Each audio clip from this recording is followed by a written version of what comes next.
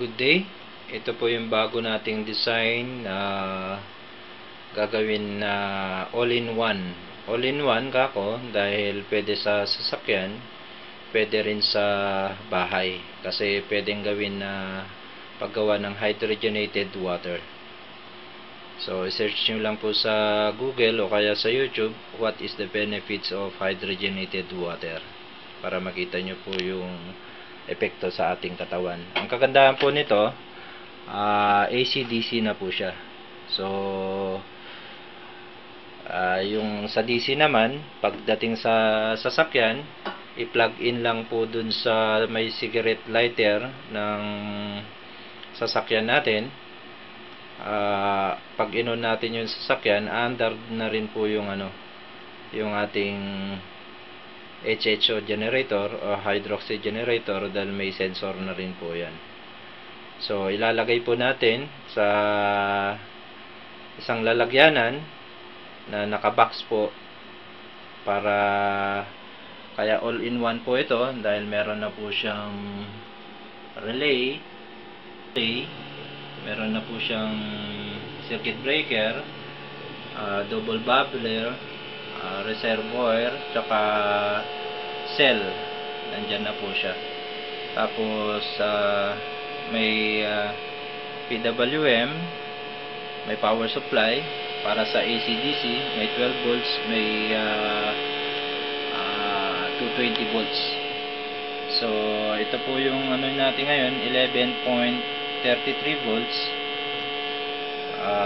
4.5. So pumapatak lang po siya na 50 watts. Kasi yung 11 times 4.5 papatak po lang ng 50 watts. Ganyan lang po. Ito po yung production ng 50 watts. 4.5 ampere. Ayan po. So may check valve na rin. Itong mga check valve po na to, ilalagay po sa isang tabi dun sa may gilid niya, tapos isang lalagyanan para pag halimbawa gusto nyong palitan yung check valve, may bubuksan lang kayo, pwede nyong mabuksan, mapalitan po yung check valve. Tapos pagdating naman sa relay, tsaka yung pwede ring palitan dahil nasa gilid lang po itong mga to. So ilalagay po natin sa isang box po yan. Ang kagandahan po nito, ito yung design po natin na katulad ng dati pa rin, na kahit na mapunta sa rough road, off-road, mapunta sa uphill, downhill, walang lalabas na tubig dito na pupunta rito. Ganun din itong bobber natin, kahit na iganyan natin o kaya dyan, kahit na itagtag natin, wala pa rin lalabas na tubig kahit anong gagawin mo. Kahit na medyo iganyan na po natin, halos matomba na, ayan, ayan, ayan, wala po siyang lalabas sa tubig. So wala pong higupin ng makina. Tsaka hindi basta-bastang mapuno ng tubig to dahil nandyan po yung niya, level niya. Dahil dito po natin lagyanan ng tsaka may libre na rin pong pangkarga. Ito po yun. Ilalagay lang po yung tubig dyan, tapos ipump. Pesto, ilalagay lang po dyan, maging okay na po. So yan po yung bago natin na all-in-one. Yan na po yan. May PWM, may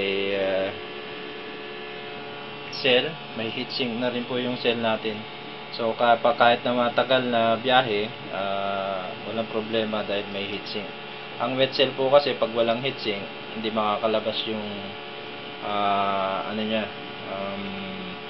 init niya. Kung kahit ito, hindi kanina pa po maandar yan, makikita nyo, pero hindi po siya mainit. Linalabas po kasi ng heatsink na yan. Ito naman po yung isa para sa truck naman po yan. Ilalagay po natin yan sa isang box din. Makikita nyo, yan po yung production. Yan. Makikita nyo yan. Ganun din, may mga check valve din. Bali tatlo po yung check valve yan. Ito po yung production. Okay?